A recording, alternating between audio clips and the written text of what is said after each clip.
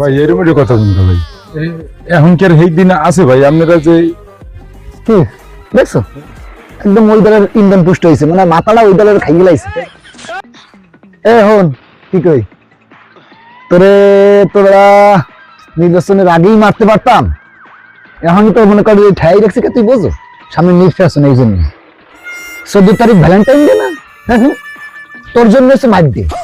তোর 14 তারিখে ফাড়ে গেলাম তুই খালি থাইস দাঁড়ি ভালোবাসা দেবো আয়